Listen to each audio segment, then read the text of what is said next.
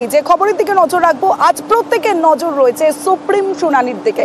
ওয়াকফ বিরোধিতায় উদ্বিগ্ন supreme court এবং গতকালই উদ্বেগ প্রকাশ করেছিলেন প্রধান বিচারপতি সঞ্জীব খান্না এবং তিনি জানিয়েছিলেন বিচারাধীন মামলা নিয়ে অশান্তি বাঞ্ছনীয় নয়। ওয়াকফ শুনানি পর্বে উদ্বেগ প্রকাশ প্রধান বিচারপতির। আজ ফের ওয়াকফ মামলার শুনানি। সরাসরি চলে যাব, মৈত্রেয়ী ভট্টাচার্য রয়েছে আমার সঙ্গে, মৈত্রীর সঙ্গে কথা বলবো। মৈত্রী, যে বিষয়টা তোমার কাছে জানতে চাই, আজ ফের সুপ্রিম শুনানির দিকে প্রত্যেকের নজর রয়েছে, কিন্তু প্রধান বিচারপতির বেঞ্চ ঠিক কি জানতে চায়?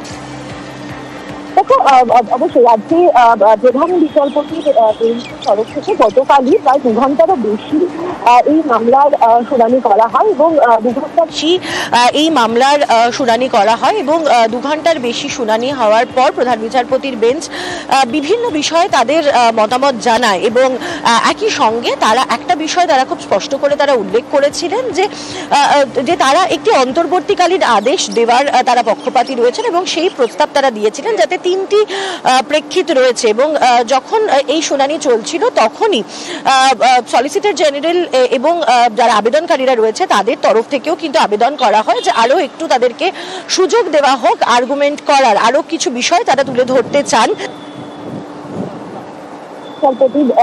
বেঞ্চ তারা আজকের সময় দিয়েছেন এবং আজকে ফের বেলা 2টোর সময় এই মামলা শুনানি রয়েছে। ফলে সেক্ষেত্রে দাঁড়িয়ে পিটিশনারদের তরফ থেকে এবং কেন্দ্রের তরফ থেকে কি বক্তব্য উঠে আসে সেদিকে আমাদের নজর থাকবে। এবং একই সঙ্গে কোনো অন্তর্বর্তীকালীন আদেশ, অর্থাৎ যে 3টে বিষয়ের ওপর অন্তর্বর্তীকালীন আদেশ দেওয়ার কথা উল্লেখ করেছিলেন প্রধান বিচারপতি সঞ্জীব খান্না, তিনি সেই বিষয়গুলোর ওপর কতটা জোর দেওয়া হয় এবং সেই বিষয়গুলোতেই অন্তর্বর্তীকালীন আদেশ দেওয়া হয় কিনা সেটা আজকের শুনানির পর চূড়ান্ত হবে এবং আজকে বেলা 2টোয় আজকের শুনানির পর চূড়ান্ত হবে এবং আজকে বেলা 2টোয় এই মামলার পরবর্তী শুনানি রয়েছে। তমশ্রী।